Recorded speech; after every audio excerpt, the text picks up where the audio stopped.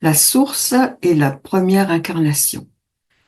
Ma présentation est composée de 2 volets comparatifs, l'un est terrestre et l'autre extraterrestre, pour mieux vous aider à appréhender les similitudes et les différences entre les 2 cultures. La source est souvent appelée source divine. C'est un concept spirituel et philosophique qui varie selon les traditions et les croyances. Dans les religions monothéistes, comme le christianisme, l'islam et le judaïsme, la source est souvent identifiée à Dieu, l'être suprême et créateur de l'univers. Dans l'hindouisme, la source est identifiée à Brahman, l'absolu ou la réalité ultime, l'essence immuable et éternelle de tout ce qui existe.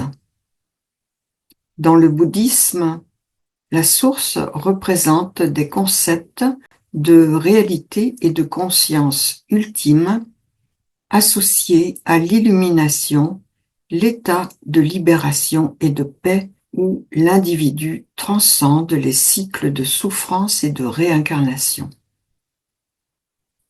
Et dans certains courants spirituels modernes, la source est une énergie universelle ou une conscience cosmique omniprésente qui traverse et connecte tout ce qui existe.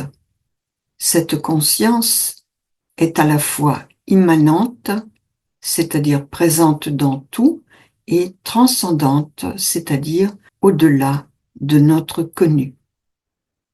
Donc, de manière globale et générale, la source est perçue comme une force ou une énergie primordiale, l'origine de toute existence et de toute création.